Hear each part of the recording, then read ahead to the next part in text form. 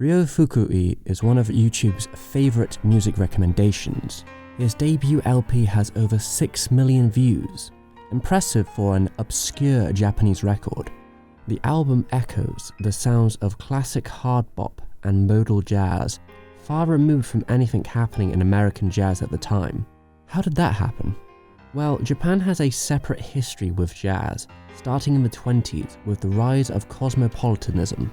Ocean luxury liners brought bands and culture from all over the world into the ports of Japan, introducing the nation to jazzu, which became even more predominant with the invention of recording. Records were imported to jazz cafes and dance halls, making sure those without much money could still enjoy this new medium. Through the adoption of these venues, port cities like Osaka became jazz meccas of Japan.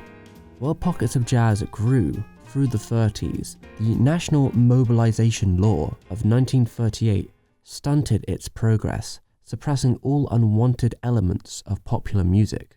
The government was pushing against the internationalism that was cracking through Japan's identity. They wanted to move back to a traditional Japan. By the time of the war, the Information Bureau had banned all Western music. Thus, enthusiasts had renamed jazz to K-on, light music, and removed all references to its cultural heritage. However, jazzu would come back in a big way in the post-war occupation.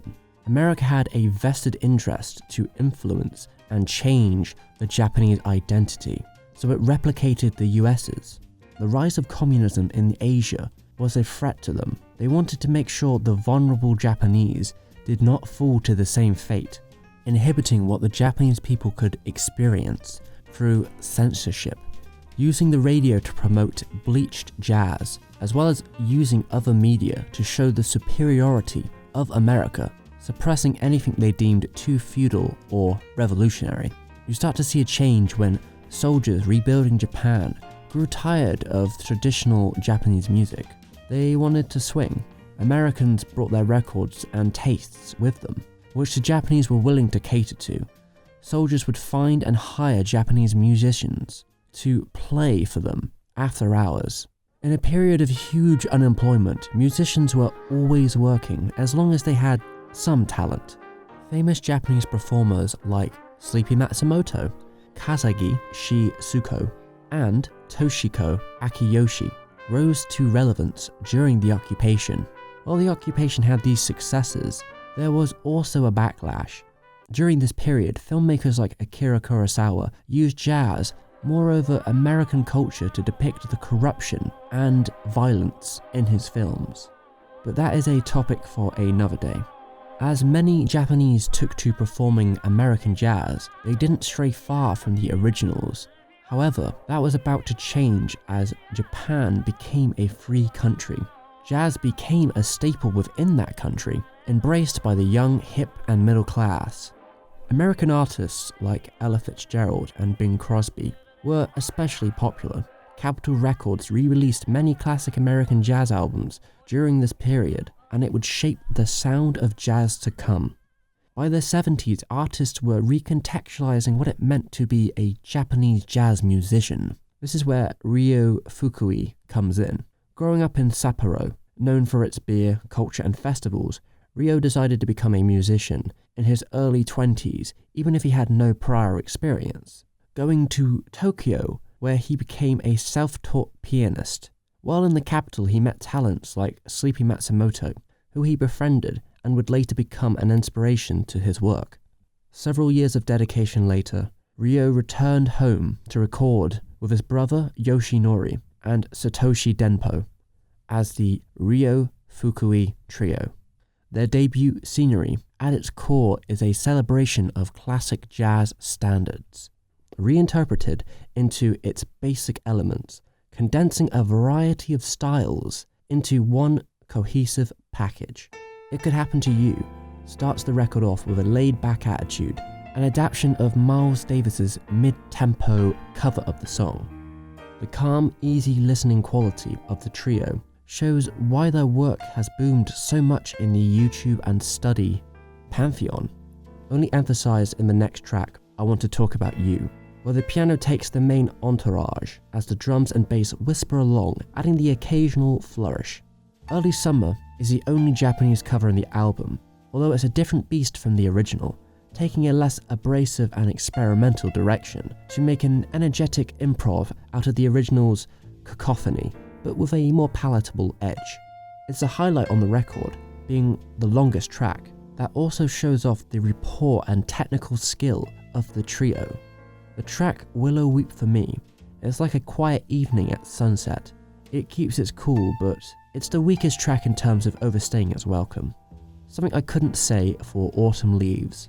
With its playful flourishes, up-tempo tone that builds throughout, leading to this rare bass solo before the climax.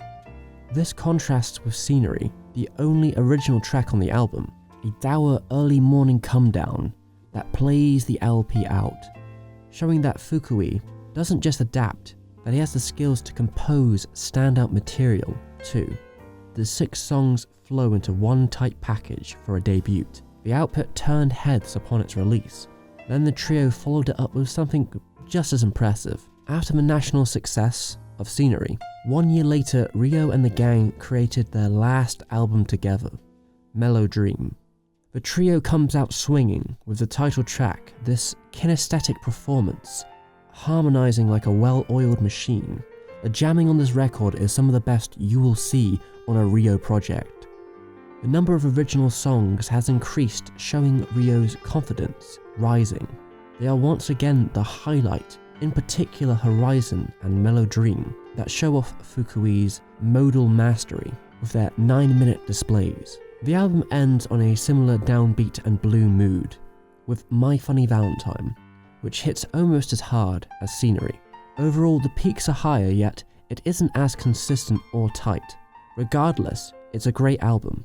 I recommend both of these LPs, starting with Scenery. If you prefer Scenery, you should try Live at Nika, a rare bootleg which stands out in Ryo's discography for featuring Japanese legend Sleepy Matsumoto, who performs saxophone throughout, recorded only weeks after the release of Scenery. In this, we understand why the trio only made 2 studio albums. Fukui shines brightest in the live setting, where he'd stay in the coming years as he moved away from studio albums. He would tour around the world until 1995, where Ryo would open his own jazz club in Sapporo, the Slowboat, where they'd teach and play for the avid jazz fan. But that wasn't all. He started recording again in his jazz club. My favourite tune was released the same year. However, the record is so rare, it's all but lost, with no copies available online. At least that's what we thought, but I'll get back to that a little bit later. Fukui released 2 more live albums, Ryo Fukui in New York, and his final album, A Letter to Slowboat, which came a year before his untimely death. These 2 releases are fine supplemental content, but they don't hit the heights of his first LPs. On the other hand, Ryo's lost album, My Favorite Tune, that had vanished for 22 years, well, that was until an absolute madman known as Marcel the Drunkard tracked down the LP in late 2017. And I'm so glad he did, as it's one of Ryo's finest records, with a solo piano rendition of many of his songs, including one never recorded before. Fukui's original songs are some of my favourites, and this album collects the most you can get in one package. Listening to Fukui perform on his own shows just how far his skills have came as a pianist. The album rarely feels like it's lacking because of its skeletal performance. Among musicians, there's a taboo towards the digital age of music. For its excessive and bombarding quality, a single piece of music's value is diminished because of our access to an unthinkable amount. But in Ryo's case, this is a testament to new media's ability to rediscover past gems that were lost to time, making them available to everyone in ways impossible when they first released, giving the opportunity for certain artists to get the recognition they deserve. While I wish Fukui had released more original material, I do appreciate that he was able to live out his life in the way he wanted, touring and teaching for the better part of 30 years, even winning an award for Sapporo's cultural encouragement in 2012. I'll finish this up with a tribute by one of Ryo's closest friends. That I wrote this song for them.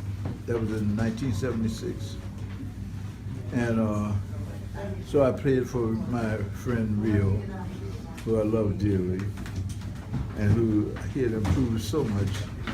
It's so weird, he had improved so much all of a sudden, and it's just a tragedy that he died. And so to all his friends I say, I wish I was there. I'll play the thing.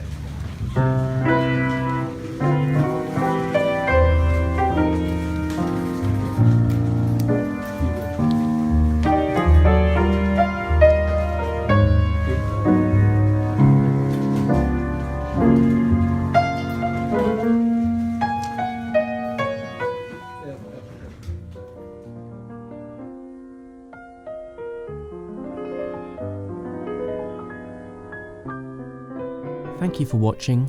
I bit the bullet. I did it. I'm gonna start a Patreon. It's here. It's a cool thing. So if you'd like to support the kind of work I do, consider. If not, that's cool.